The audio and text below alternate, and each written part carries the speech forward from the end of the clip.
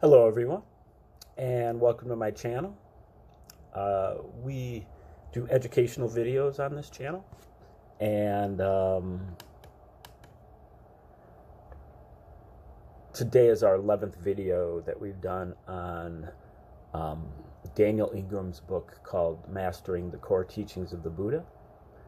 Ingram is an American who went over to Southeast Asia many times to do work in monasteries there, retreats, meditation retreats, and brought back a lot of great ancient wisdom that you may not otherwise have access to. That's what we try to do on this channel, bring to light a lot of great theories of everything, all-encompassing theories, cosmologies, that you probably have never heard of before. We did about almost 600 videos on Dewey B. Larson and his reciprocal system of theory. And we've done a couple, 300 videos or so on the ancient Egyptian tree of life, with emphasis on the interpretation from Ra and Nefer Amen in his books Medu Neter. And now we've started up with there are a handful of standalone videos as well on this channel, but now we are moving into this book, Mastering the Core Teachings of the Buddha. We're about to start a new section 6 or chapter 6, I don't know, and it is called The 5 Spiritual Faculties.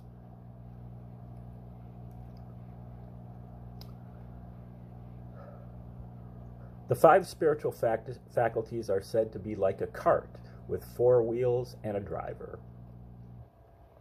If any of the 4 wheels is too small, wobbly, or not in balance with the others, then the going on the spiritual road will be rough.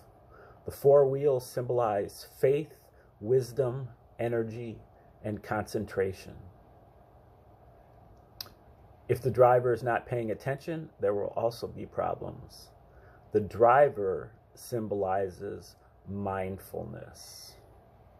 Okay, so the 4 wheels are wisdom, energy, faith, wisdom, energy, and concentration. And the driver symbolizes mindfulness. This is a really useful teaching and quite a fine list. The trick is that faith and wisdom must be strengthened and kept in balance, as much as must energy and concentration.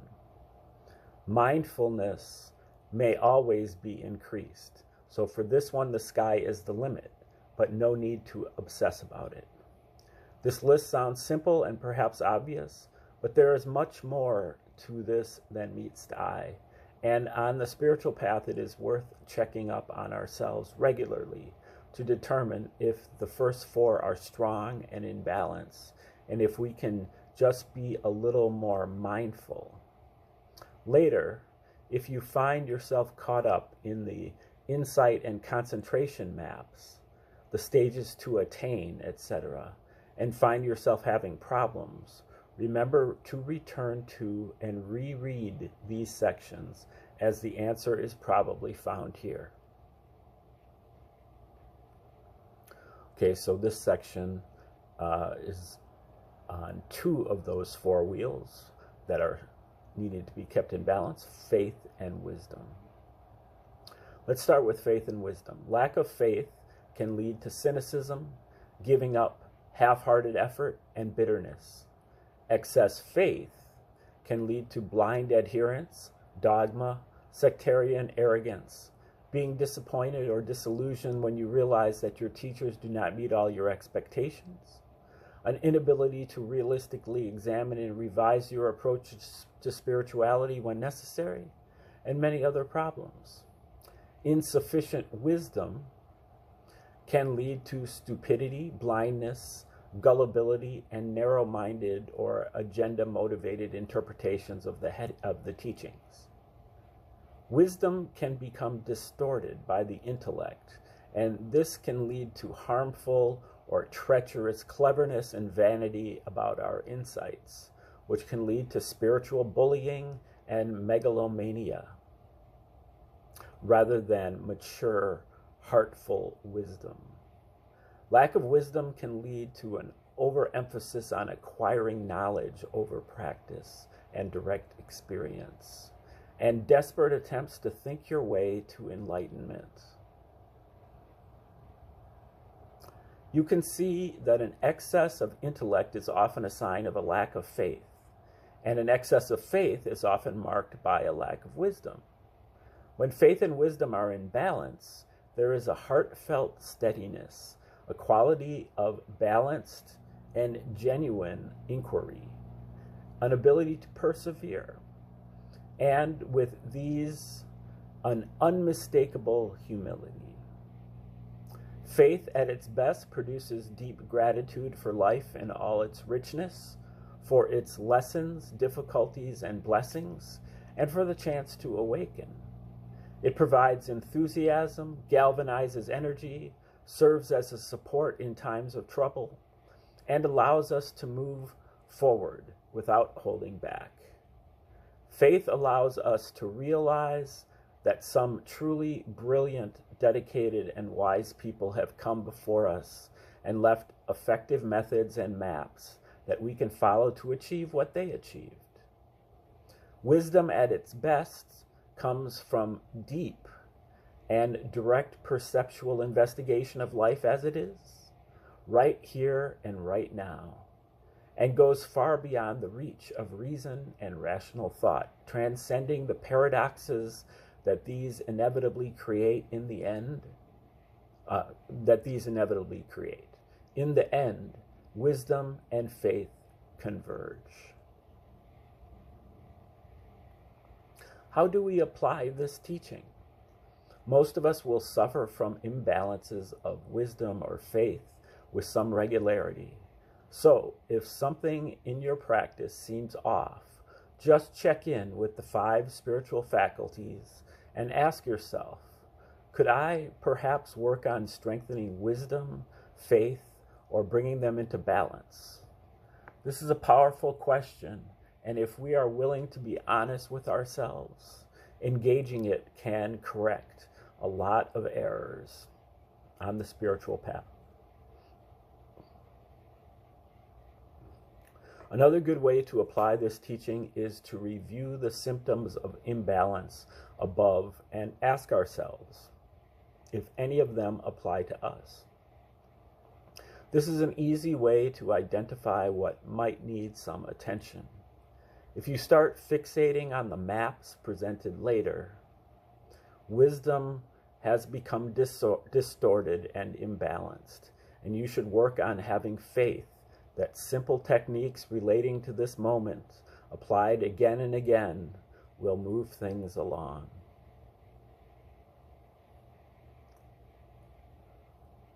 Okay, this section is called Energy and Concentration. The two other wheels of the cart of the, what does he call it? The 5 spiritual faculties. The same principles apply to energy and concentration. They must both be strengthened, but also in balance. With insufficient energy, there is sloth, torpor, dullness, and tiredness. When there is excess energy, the mind and body may be restless, agitated, jumpy, strained, tense, and irritable. With excess energy, we may be completely unable to focus at all because we are overemphasizing effort at the expense of focusing on the object of meditation. With insufficient concentration, the mind won't stay with its chosen meditation object and tends to get lost in thought or snagged by stories. With excess concentration, we can become strained due to focusing too narrowly and tightly for reality to breathe. Again, Too much energy is related to a lack of concentration, and vice versa. It is very common for people to forget these straightforward guidelines and forget to look back at a simple list like this one for help. Again, if after reading parts 3 and 4 you have trouble, reread this section and see if it helps. When this balance is right, the posture is straight and steady but not rigid, and the mind is bright and focused steadily on objects and their back and forth interplay. Pay attention to how your practice is going and adjust the levels of energy and concentration accordingly. Finding the balance takes time and may require regular readjustment as we learn to use the power of our minds. Sometimes it is helpful to be very gentle with our attention, as if we were trying to feel the wind on our skin from the flapping of a nearby butterfly's wings. Sometimes it is helpful to use our attention like a machine gun. Often we do just fine somewhere in between. A willingness to tinker with various combinations of energy and concentration produces the necessary personal experience to figure out what helps and what is too much or too little. Many of the problems that meditators ask meditation teachers about relate directly to balancing energy and concentration. So engage with what that might mean and see if you can apply this powerful teaching to help you see clearly. As the balance of energy and concentration matures, it may feel strangely that there is little energy or much concentration. Things may be perceived clearly with very little effort. Experience may seem quite spacious and inclusive rather than narrowly focused and concentrated. These surprise many people, and they may cling to a less mature phase of developing concentration, which feels narrow and tight, and the less mature phase of developing energy, which feels effortful. When energy and concentration mature, the feel is spacious and easy, natural and clear, gentle and broad, rich and subtle all at once. Everything is just showing itself all the way through on its own. As we apply effort to practice and build concentration, our mind will grow stronger. This, in general, is a great thing, but can also have a downside, which is that however we happen to be when our mind is more energetic and concentrated is written more strongly into our brain, and thus our habits and personality. Therefore, when cultivating an energetic and concentrated mind, guard it well and direct it to skillful practices and ways of being so that skillfulness is written deep into the mind rather than things like rage, jealousy, terror, or conceit. Do not allow the mind to go down unskillful tracks and channels for longer than it takes to honestly recognize that it is doing that, or those harmful mental habits and tendencies will be written in your mind with that same power. When energy and concentration come online without mindfulness being strong enough, the mind may be prone to getting caught in obsessive thinking fueled by the strong energy and concentration. So watch for this and generally stay grounded in physical objects, such as the feet and the breath, until some more skill is developed. This is particularly common a few days into a retreat. A cultivated mind is like a fire. The hotter the fire, the more it can accomplish useful ends, like cook food or melt iron for forging. However, the hotter the fire, the more it can get out of control and burn things down if not properly tended and monitored. Thus, when practicing particularly on retreat, but also in daily life. Be careful and respectful of the power of an energetic and concentrated mind. Use it skillfully, just as you would any powerful tool. Imagine that a very strong mind is like an acetylene cutting torch, useful for cutting through things like delusion, yet capable of hurting self and others if not properly handled. Keep this analogy in mind. Remember training in morality, and you will likely do much better in your practice.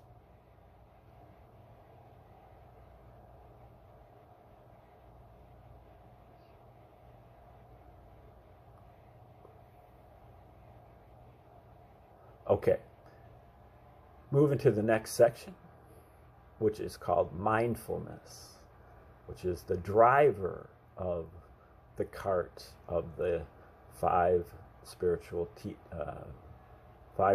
faculties. Mindfulness is in a category all by itself, as it can potentially balance and perfect the remaining four spiritual faculties.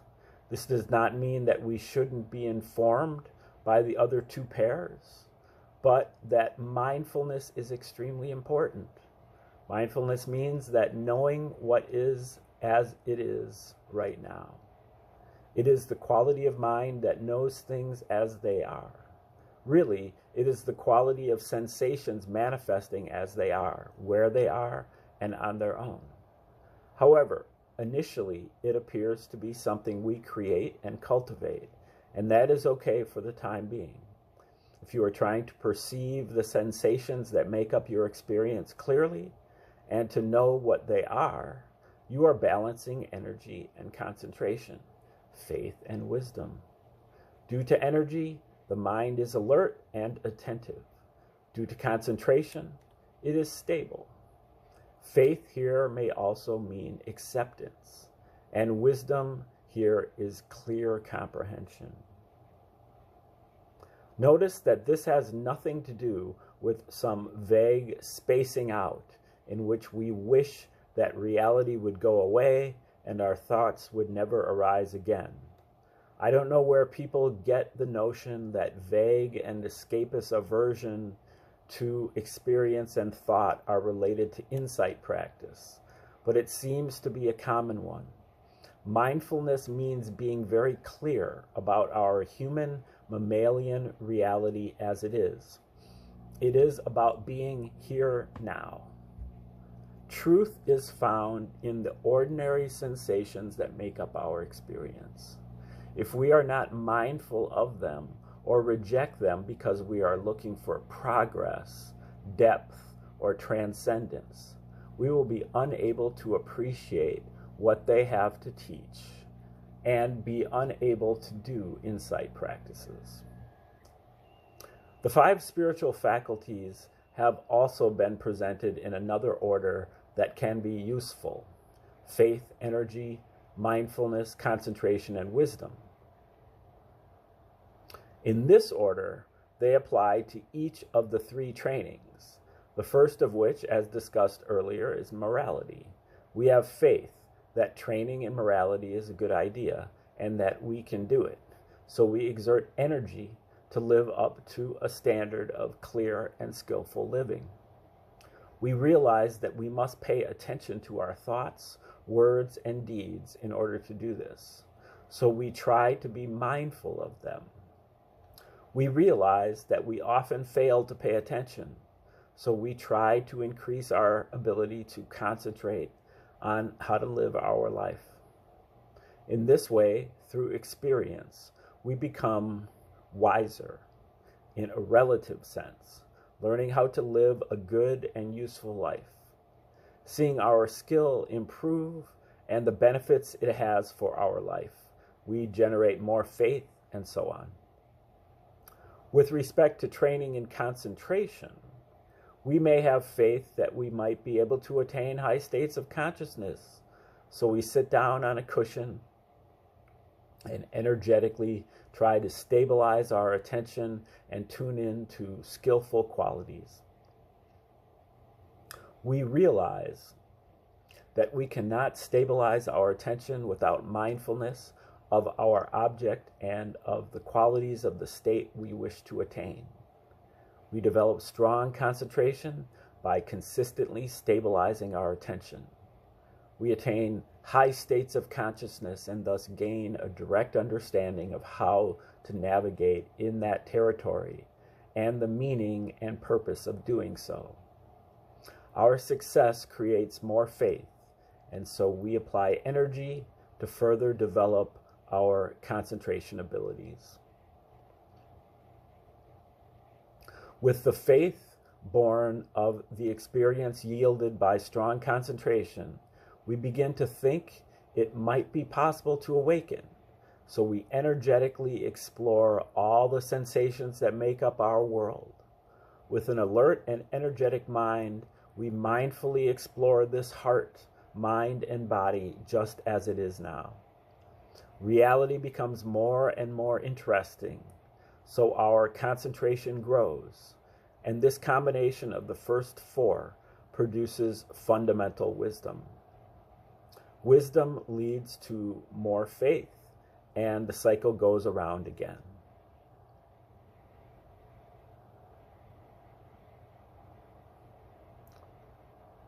The teaching of the 5 spiritual faculties has also been explored at great length in many books, and there really is a lot of depth and nuance to it. In its simple form, you can easily apply it, and at critical times, it can really help. Balance and strengthen, strengthen and balance. These are the cycles we go through with these faculties, and there is no limit to the level at which they can be mastered.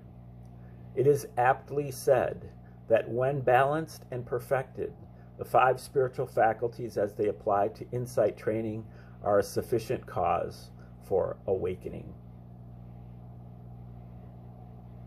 All right, that is the end of that chapter. And the next chapter is called The 7 Factors of Awakening. And we'll give it a go here. The 7 factors of awakening are 1, mindfulness. So again, mindfulness was one of the 5 faculties, and now it's one of the 7 factors of awakening. 1, mindfulness. 2, investigation. 3, energy. Well, there's energy again. 4, rapture.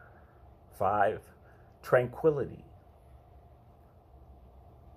6, concentration again. And 7, equanimity. So we get energy, concentration, and mindfulness, but we leave behind faith and wisdom. Although you might be able to include wisdom in some of these other ones, and perhaps faith as well. Anyway, mindfulness, investigation, energy, rapture, tranquility, concentration, and equanimity. We have 3 concepts from the 5 spiritual faculties: mindfulness, energy, and concentration, and 4 that seem new but have already been touched on to some degree. The order here is closely related to the stages of insight, which is a map of the standard stages through which diligent insight meditators cycle. This connection is a more advanced topic that will be explored in part 4. The 7 factors of awakening might be regarded as a pyramid, with mindfulness as the base, and each factor supporting or facilitating the next higher factor. However, every factor is important at every stage as well. Okay, so then again, mindfulness is kind of in the crucial space in the 5 faculties it was the driver of the cart of the other four. And here it is the fulcrum of the, I guess, inverted pyramid of the, or triangle of these seven factors of awakening. Okay, well, now he alludes here to the order here is closely related to the stages of insight, which is a map of the standard stages through which diligent insight meditators cycle. Now, these maps are key, and we'll be getting to those later. But this gives you a little bit of a preview of these stages of insight, kind of, you know, a map that you can use in your meditation practice to kind of gauge where you're at. So this is kind of a junior version of that. And I guess we'll start getting into that tomorrow when we start the next section, which is called mindfulness, which I think has been the name of a couple of sections here so far, but that's fine. And so we'll get into talking about mindfulness again, starting tomorrow. In the meantime, have a great day. Thanks for tuning in.